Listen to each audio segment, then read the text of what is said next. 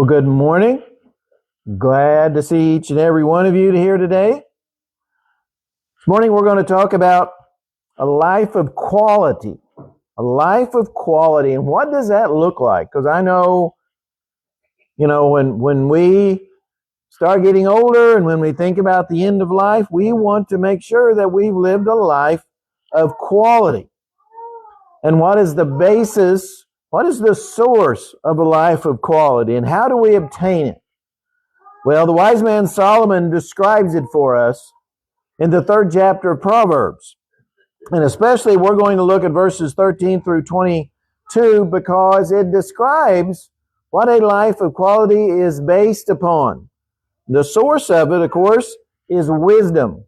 Something that Solomon talks about a great deal in the book of Proverbs. So when we turn to Proverbs chapter 3, the first thing we're going to notice about a life of wisdom, a life of quality, is we're going to look at how valuable wisdom is. Proverbs chapter 3, verses 13 through 15. Happy is the man who finds wisdom and the man who gains understanding. For her proceeds are better than the profits of silver and her gain than fine gold. She's more precious than rubies, and all the things you may desire cannot compare with her. What does he say? Happy. The Hebrew word brings with it the idea of well-being. The whole person, wholesome. And of course, in this context, it's about being right with God. Sometimes in the Bible, it's described as a heavenly bliss.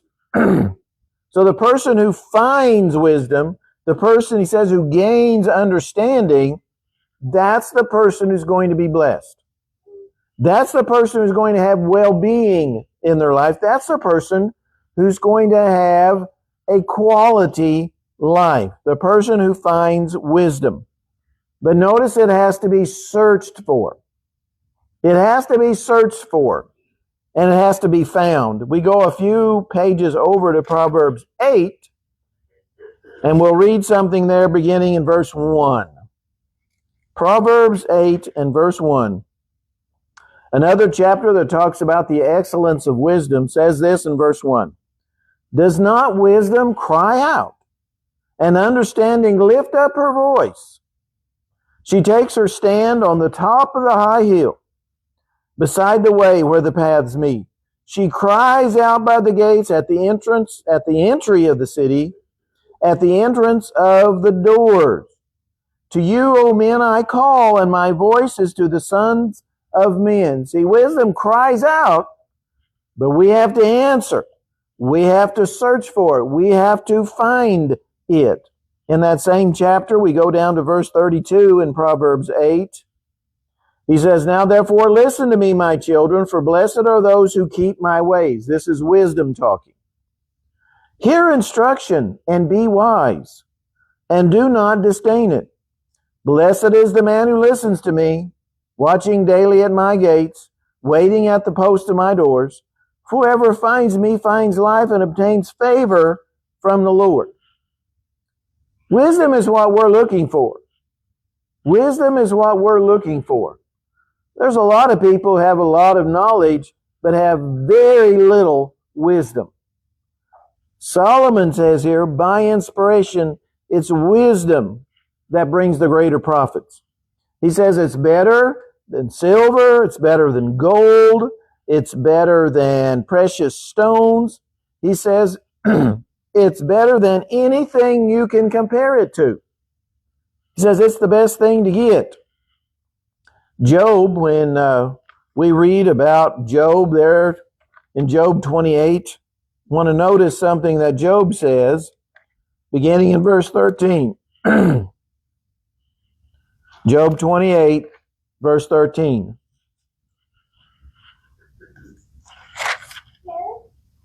He says, Man does not know its value. Well, let's go back to verse 12. But where can wisdom be found, and where's the place of understanding?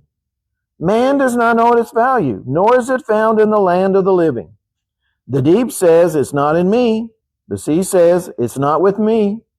It cannot be purchased for gold, nor can silver be weighed for its price. It cannot be valued in the gold of Ophir, in precious onyx or sapphire. Neither gold nor crystal can equal it, nor can it be exchanged for jewelry of fine gold.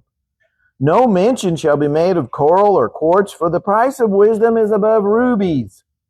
The topaz of Ethiopia cannot equal it, nor can it be valued in pure gold. That's how valuable wisdom is. Wisdom will make you richer than money ever could. See, earthly wealth cannot buy true security. It cannot bring meaning to life. It's divine wisdom that's the ultimate wisdom. Well, Solomon goes on and then talks about the blessings that come from wisdom. And we see it's this quality of life that comes from wisdom. Notice in our text, Proverbs 3, now we begin in verse 16. Solomon says, length of days is in her right hand, in her left hand riches and honor. Her ways are ways of pleasantness, and all her paths are peace. She's a tree of life to those who take hold of her, and happy are all who retain her. Notice what wisdom brings. Look at the blessings of wisdom. It brings contentment. It brings that quality of life that we're talking about, that we want. That money can't buy it. Money cannot buy that quality of life. It can't do it. What does it bring? It brings length of days, it says. It brings a long life. In general, those who were wise live longer. He says it brings riches and honor. Brings honor. Brings esteem, the right kind. It brings peace. It brings, as he says, pleasantness. The person who has God's wisdom, divine wisdom, all right, lives a more pleasant life than those who don't. It provides calm in a world that's filled with chaos. And of course, that's what our world is today. It's a world filled with chaos from beginning to end. So he says, what are we supposed to do? She's a tree of life to those who take hold of her. There again is our personal responsibility. Take hold of it. See, God wants his people to gain wisdom. He wants us to. We go back one Proverbs to Proverbs 2. Notice what the wise man says here about the value of wisdom. He says, my son, if you receive my words and treasure my commands within you, so that you incline your ear to wisdom and apply your heart to understanding. Yes, if you cry out for discernment and lift up your voice for understanding, if you seek her as silver and search for her as for hidden treasures, then you'll understand the fear of the Lord and find the knowledge of God. For the Lord gives wisdom. From his mouth come knowledge and understanding. He stores up sound wisdom for the upright. He's a shield to those who walk uprightly. He guards the paths of justice and preserves the way of his saints. See, God wants us to cry out for wisdom, take hold of wisdom, search for wisdom, find wisdom. He wants us to have wisdom. He desires that for us. It's not just an Old Testament concept. James chapter 1, James talks about the importance of getting wisdom. James chapter 1. We'll begin in verse 5. James chapter 1, verse 5. James says, if any of you lacks wisdom, let him ask of God, who gives to all liberally and without reproach, and will be given to him. But let him ask in faith, with no doubting. For he who doubts is like a wave of the sea, driven and tossed by the wind. For that not that man suppose that he will receive anything from the Lord. He's a double-minded man, unstable in all his ways. What are we supposed to do? If any of you lacks wisdom, ask of God. Solomon says this wisdom is a tree of life. It's a tree of life. It provides nourishment. That's what it does. The tree of life provides nourishment for us. What does it do? It sustains our life. It helps us to watch out for perils and dangers and footfalls. It gives us an advantage in our life. Helps us control our passions. It teaches us prudence, discernment. In Proverbs chapter 4, verse 7, the wise man says, wisdom is the principal thing. Therefore get wisdom. And in all you're getting, get understanding. He says that's the principal thing. What's the principal thing? The most important thing. You get wisdom. Job, we go back a little bit to Job 28. And notice what he says in verse 28. Job 28, and 28 is the last verse in that chapter. Job says, and to man he said, behold, the fear of the Lord, that is wisdom. And to depart from evil is understanding.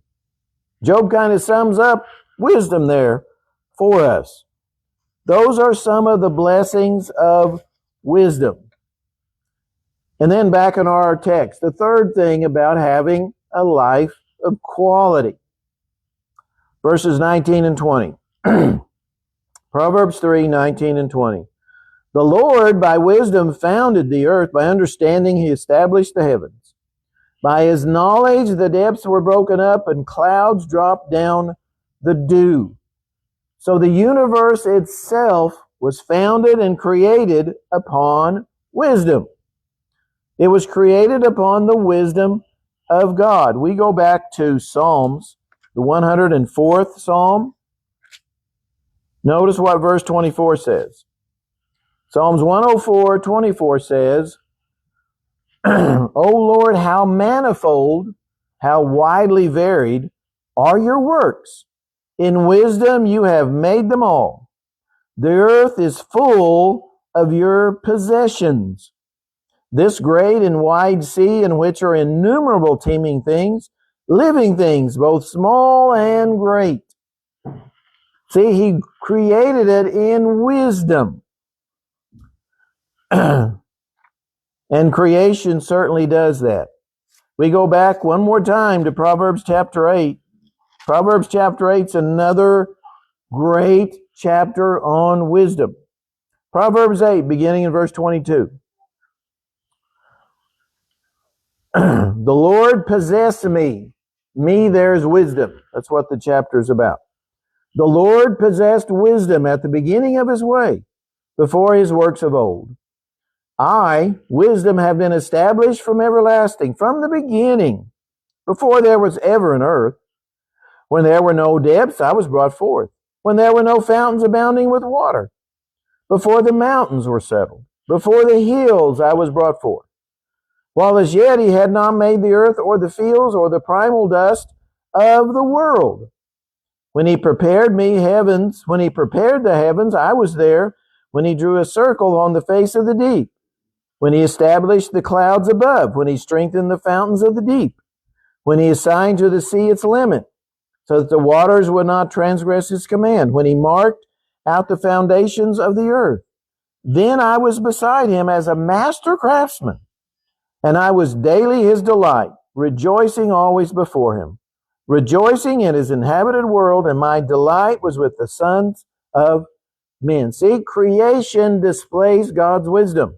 You really get to see that teaching science. You see that all the time. Whether you're teaching chemistry, physics, biology, astronomy, meteorology, doesn't make any difference. You see God's wisdom in creation. And the universe is still governed by principles of God's wisdom. We go back to Psalms 19, another great psalm dealing with the creation. Psalms 19, beginning in verse 1. David says, the heavens declare the glory of God, and the firmament shows his handiwork. Day unto day utters speech, and night unto night reveals knowledge. There's no speech nor language where their voice is not heard. Their line has gone out through all the earth, and their words to the end of the world. In them he set a tabernacle for the sun, which is like a bridegroom coming out of his chamber, and rejoices like a strong man to run its race. Its rising is from one end of heaven, and its circuit to the other end, and there is nothing hidden from its heat. All of these things are predictable. You know, when you study astronomy, you see how you can predict all of these. You know, we have a total lunar eclipse coming in a couple of days, and you can predict the exact times when those things are going to happen. You can predict when the next lunar eclipse, the next solar eclipse. You can predict those things. That's how God created them. He created them with a pattern, with regularity. And so we see His wisdom in all of these things. So finally, going back to Proverbs 3, we'll read verses 21 through 23 to finish. My son, let them not depart from your eyes. Keep sound wisdom and discretion. So if you want to have a life of quality, sound wisdom and discretion are needed. So they will be life to your soul and grace to your neck. Then you will walk safely in your way, and your foot will not stumble. See, wisdom can be lost. Wisdom can slip away if you don't hold on to it. It must be held on to at all costs. See, wisdom and understanding are like grace to your neck. They adorn you. You know, it brings honor to you, a godly type of honor. It's an ornament of grace. He says it gives you a life of security. You'll walk safely in your way. It keeps you from stumbling. It says your foot will not stumble if you follow wisdom. So it provides safety, gives you a peaceful sleep. It protects you from the traps of the wicked. It gives you confidence if you listen to God's wisdom. That's what a life of quality is. That's what it's based upon. That's the source of having a life of quality. And certainly when we come to the end of our life, we hope that we've lived a life of quality.